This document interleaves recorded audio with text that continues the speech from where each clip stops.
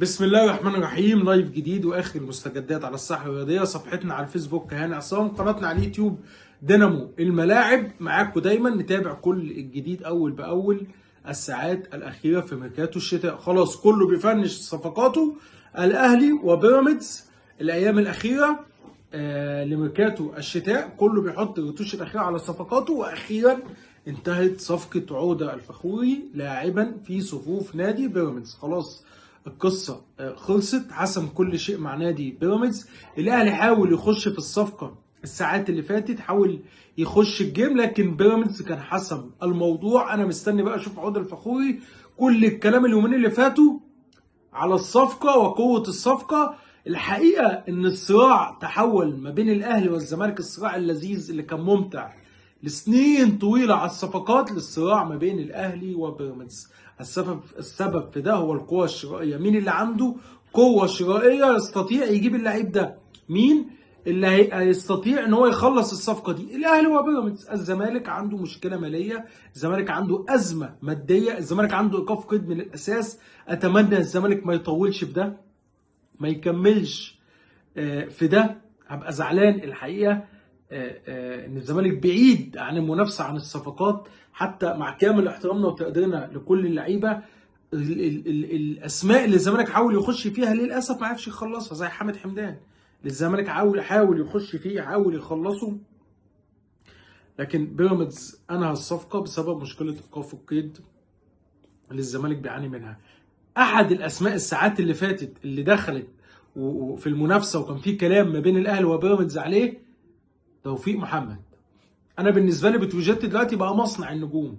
رشاد المتولي اللي كان مكسر الدنيا السنه اللي فاتت، حامد حمدان، هادي رياض، واخيرا توفيق محمد تم عرضه. وفي ناس وسط اتكلموا مع الاهلي وبيراميدز بخصوص توفيق محمد. بيراميدز عنده مشكله طبعا باك الشمال بعد اصابه محمد حمدي في كاس افريقيا بالرباط الصليبي، ربنا يشفيه ويرجع بالسلامه.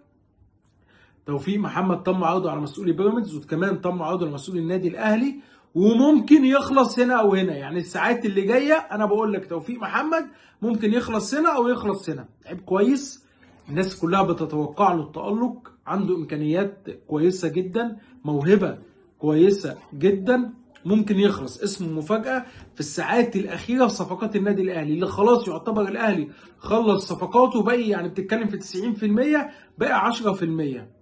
خلاص الرتوش الاخيره على صفقات النادي الاهلي. واللي عاجبني ان الاهلي طلع اللعيبه اللي مش محتاجها. يعني قفشه خلاص مش محتاجه طلعه، عمر كمال عبد واحد مش محتاجه طلعه. في بعض الاسماء التانيه كنت شايف ان الافضل ان هي تطلع، لكن في النهايه خلاص انت برضك بتقف قدام رغبه لعيب. في لعيب ممكن يقول لك لا انا مش هطلع، انا عايز اكمل في النادي الاهلي وعايز العب في النادي الاهلي. بس انا متوقع بعض اللعيبه الست شهور اللي جايين دول ممكن يكونوا خلاص اخر ايامهم في النادي الاهلي، وممكن يمشوا بنهايه السنه. لحد دلوقتي ملف التجديد لحسين الشحات ما خلصش في النادي الاهلي، ملف التجديد لاحمد عبد القادر ما خلصش في النادي الاهلي. اليو ديانج، مش معنى ان ديانج خلاص مكمل مع النادي الاهلي يبقى بالضروره ان هو هيجدد. خلي بالك، لا، ممكن ديانج يمشي نهايه الموسم بالمجان. الاهلي رفض رحيل ديانج في التوقيت ده لانه كان محتاج ديانج فنيا. يعني كان ديانج هيمشي مفيش بديله. انت الاهلي، بص، الاهلي غلط غلطه عمره في التفريط في صفقه حامد حمدان اللي كانت هتحل لك كل حاجه. هتحل حاجات كتير جدا. اولا تقدر تبيع ديانج وتكسب مكسب مادي بدل ما يمشي من غير ما تاخد ولا مليم، خصوصا ان انت ما عندكش ضمان 100% ان ديانج هيجدد للنادي الاهلي. وكان ديانج كمان يطلع من الاهلي نقطه تانية على فالنسيا. يعني دي لوحدها كفايه ان انت تبص الراجل رايح فالنسيا الاسباني، كان فين؟ كان في النادي الاهلي. حاجه ما تقلش عن حمزه عبد الكريم الحقيقه. يعني وكان هيروح طبعا فالنسيا يلعب فريق اول، يعني كان ومحتاجينه جدا وعلى قناعه بيه جدا جدا جدا. فالاهلي غلط بيدفع فاتوره ان هو ما خلصش صفقه حامد حمدان. هتقول لي بقى المدرب مش عايزه، ده مش عايزه. ما فيش حاجه اسمها كده. المدرب ليس يعني النادي ده مش ملكه. لا، اقنعك ان انا محتاجه. امال في اي نادي في العالم في سكاوتنج، اداره كوره، كمدرب تمام، بس القرار بيبقى مشترك لان المدرب ممكن يمشي اخر السنه. انا اللعيب ده ممكن يقعد معايا 5 سنين، وممكن بعد السنه اشتريه بجنيه ابيعه ب100. فرأي المدرب مفيش حاجه اسمها 100%، لا طبعا. ديانج مفيش تاكيد ان ديانج هيجدد للنادي الاهلي بنسبه 100%، رغم ان هو مكمل زي ما بقول لك مكمل، لان الاهلي محتاجه دلوقتي، والاهلي عارف ان هو لو فرط في اليو ديانج مفيش بديل ليه. مفيش بديل ليه. انا من اللعيبه اللي انا بقف عليهم ومستغرب هو في ايه بالظبط.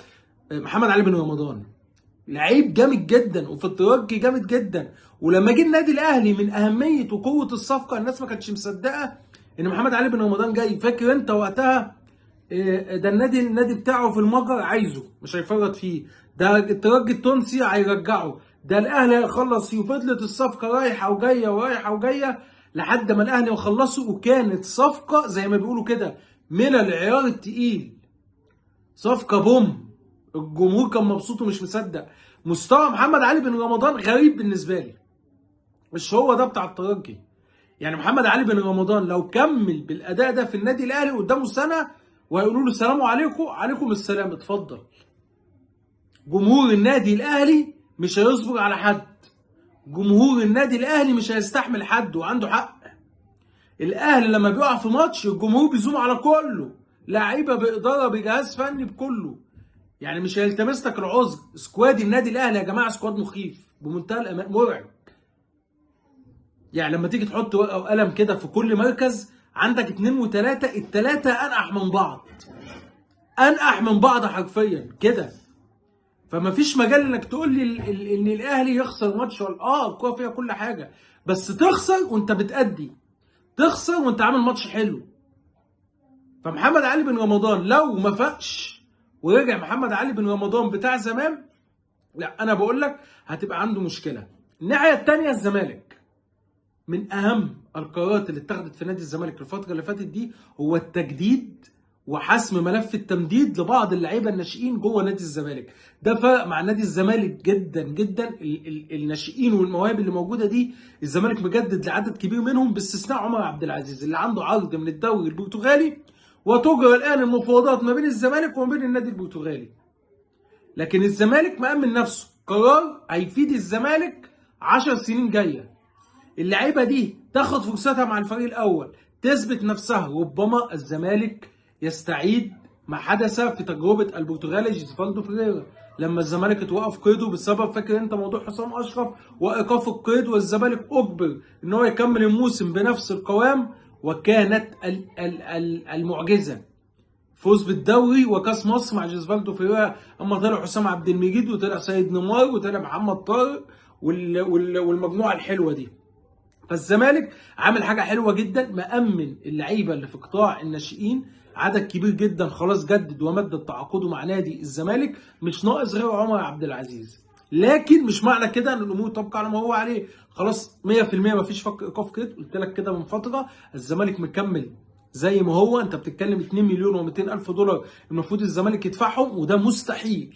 انت متارجت عايز ادي اللعيبه مستحقاتها، متارجت ان انا ممكن اجيب مدير فني اجنبي. اخر حاجه ممكن افكر فيها دلوقتي ايقاف القيد.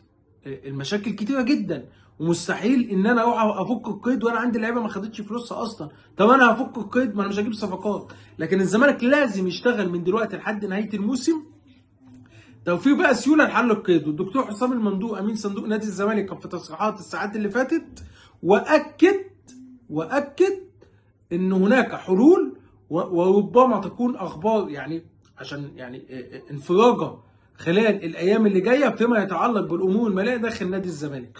وانا شايف وقلت لك ان موضوع الارض ان شاء الله ممكن يخلص ويبقى الفانوس السحري لحل كل الازمات والمشاكل داخل نادي الزمالك. اللعيبه الناشئين لازم تاخد الثقه، لازم تدعمها، لازم تحفزها.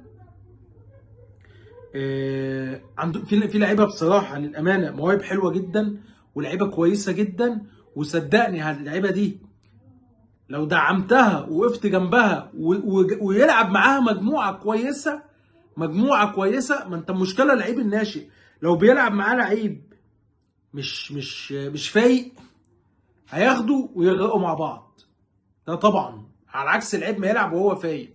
الساعات اللي فاتت كلام اتقال ان اخوان بيزيرا جاله عرض ب 4.5 باين ولا 5 مليون دولار. سالت في نادي الزمالك وكانت الاجابه هذا الكلام عاري تماما من الصحه. مفيش عرض اتقدم بالرقم ده، واساسا اخوان بيزيرا ما ينفعش ان هو يلعب في اي نادي تاني الموسم ده، لان هو كده هيبقى النادي الثالث لو راح، وده طبعا مخالف للوائح الفيفا. كان بيلعب في النادي بتاعه في اوكرانيا اول السنه بدا معاه، وبعد كده جه الزمالك ده النادي الثاني. في الفيفا الموسم الواحد اللعيب يلعب في الناديين، فما ينفعش يروح نادي ثالث. فقالوا اصلا ازاي اي نادي في الدنيا ما يروح يقدم عرض اللعيب بيدرس الموقف القانوني بتاع اللعيب ده ويشوفوا اللعيب ده اساسا ينفع ان انا اتعاقد معاه ولا ما اتعاقدش معاه. فالكلام الخاص بوجود اي عرض ده عاري تماما من الصحه. بيزيرا مكمل مع نادي الزمالك، عايز يفضل في نادي الزمالك ولم يتلقى اي عروض. بيزيرا دايما الكلمه اللي هو وشيكو بنزا يقول لك عايز مدرب يشتغل معاه. حلو تمام، احيانا على فكره بعض اللعيبه بيبقى عايز مدرب يشتغل معاه، بس هل انا المفروض انا اجيب لعيب محترف اجيب معاه مدرب؟